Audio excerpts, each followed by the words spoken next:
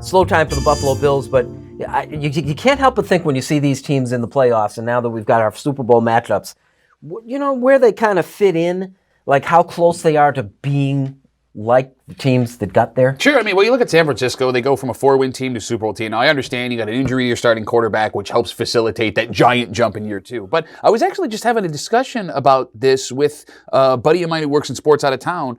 How he says to me as a Bills fan, if I'm a Bills fan, I'm excited because they could beat either of these teams on any given day. Like, we're past the point now in Western New York, I think, where every team, there is a team or 10 that are just unbeatable, right? Where you look at the schedule and go, we're not going to win this game. Mm-hmm. I legitimately feel that way. I think that they would have taken the Ravens if they saw them a second time. I think that they match up halfway decent against Kansas City. Not that there's a guarantee that they throttle them, but I mean, if you look at these two teams with the defense the Bills had and your potential play calling ability that you saw towards the end of the season, are these teams unbeatable for the Buffalo Bills? Do you take that positive approach? I don't think right this year the Bills could have beaten Kansas City. Kansas City's got the ability that maybe one other team, Baltimore, does, and they do it totally different, to put 50 on anybody. The Chiefs' offense is just so diverse. I think they could beat you in a multitude of ways, and I'm not sure the Bills are quite ready. This is the most important offseason in the Bills' regime's history. If you think about it, it was all about clearing space and all the things initially, then finding, or hopefully, your quarterback in Allen, and now last offseason, the 18 free agents to shore up. Now it's finish the job. Get the right 3 or 4 guys, and I do think it's the right 3 or 4 guys to fill in those needs. Continue to improve the offensive line. Get an edge rusher to complement Jerry Hughes. Figure out a way to play cornerback opposite Tre'Davious White, all while signing guys that you want to keep and letting a few guys go. I liked your approach. I heard you say a couple weeks ago where you said, the wide receiver position, giving the way it has to be integrated, go free agency on your wide receiver and draft an edge runner. And I thought, boy, that makes a lot of good sense. Well, wide receiver is a much more difficult position in the NFL to learn. We've had a couple rookies come in and be able to contribute right away, but by and large, that's been a learning process position. You don't want to draft that on a team that's ready to win now, to Pat's point. Whereas the edge rusher position, you don't need to know a whole lot, tackle that guy. So it's much more instinctual and athletic than the wide receiver position.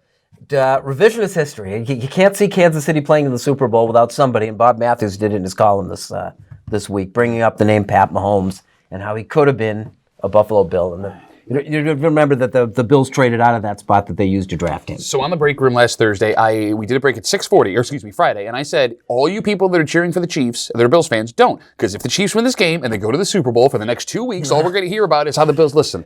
Yes, he's arguably the best player in the NFL right now. 1, the Bills were in no position to draft their quarterback at that spot with no general manager and a head coach who had never done it before. 2, there's no guarantee that Pat Mahomes is Pat Mahomes in Buffalo with what he had around him. And 3, it's not a 1-for-1 shot with Josh Allen and Pat Mahomes. That's what everyone's been talking about all week.